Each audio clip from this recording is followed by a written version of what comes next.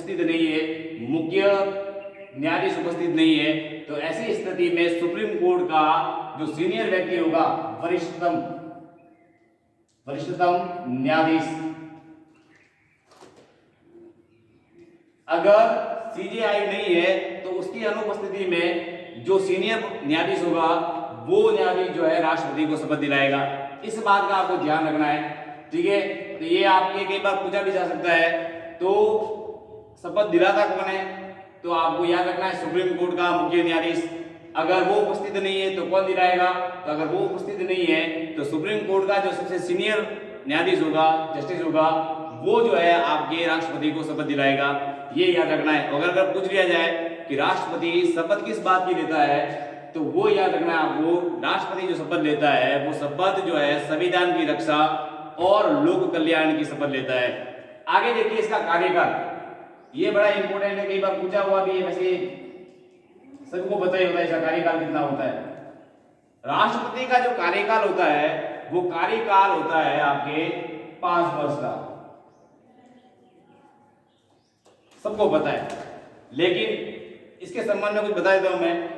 राष्ट्रपति का कार्यकाल 5 वर्ष का होता है, लेकिन अगर राष्ट्रपति अपने पद पर रहते हुए अगर वो मर जाए या किसी और कारण परिस्थितिवश उसका पद रिक्त हो जाए, तो जो भी नया राष्ट्रपति बनेगा उसका चुनाव जो है 6 माह के अंदर करना जरूरी है।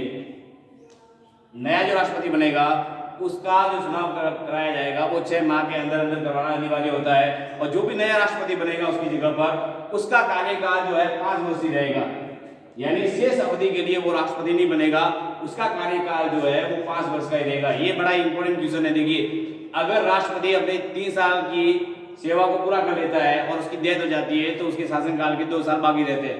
लेकिन जो नया राष्ट्रपति बनेगा वो उसके शेष अवधि यानी 2 साल के लिए नहीं बनेगा, उसकी जो अवधि होगी, कार्यकाल होगा, वो 5 वर्ष का ही होगा, यानी पूरे 5 साल के लिए इसका निर्वाचन किया जाता है। ये याद रखना आपको।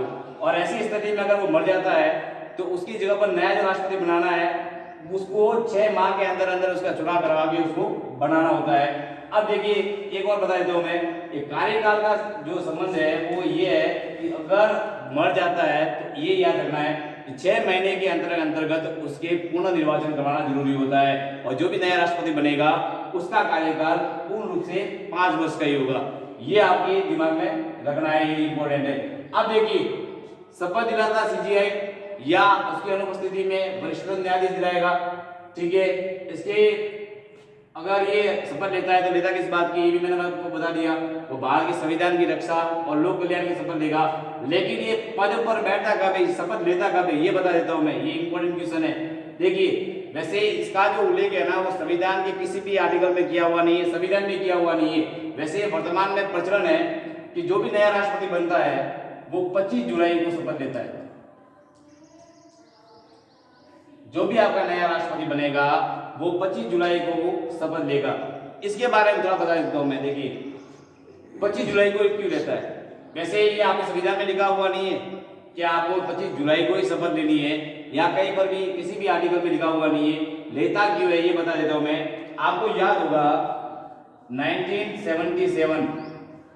1977 में आपके भारत के प्रथम राष्ट्रपति जो निर्विरोध जीते थे, निर्विरोध रूप में राष्ट्रपति बने थे, नीलम संजीव रेड्डी।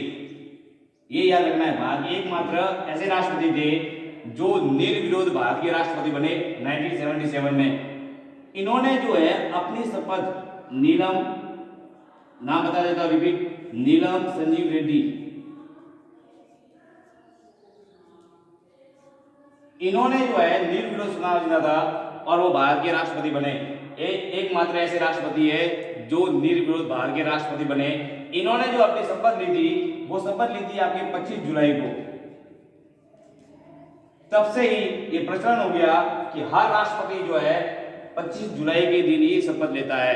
ये याद रखिए, ये बड़ा इंपॉर्टेंट है। देखिए, रिपीट कर लेता हूं मैं आपके, मैंने आज जो बताया वो ये था कि एक विधायक का जो मत मूल्य निकाला जाता है राष्ट्रपति चुनाव में, वो ये था कि उस राज्य की जनसंख्या का भाग में जो है उस राज्य की विधानसभा सदस्यों की संख्या का भाग दिया जाएगा और उसको मल्टीप्लाई किया जाएगा 1/1000 से। तो जो संख्या आएगी राजस्थान की वो आपके 129 है। सभी राज्यों में ये संख्या अलग अलग होती है।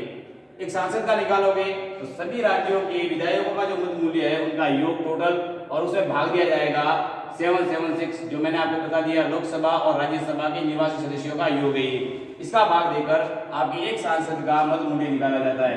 अब एक चीज और याद रखिए, बता देता हूं मैं कि जो आपके राज्य की जनसंख्या है ना, इसका जो आधार वर्ष है वो 1971 है।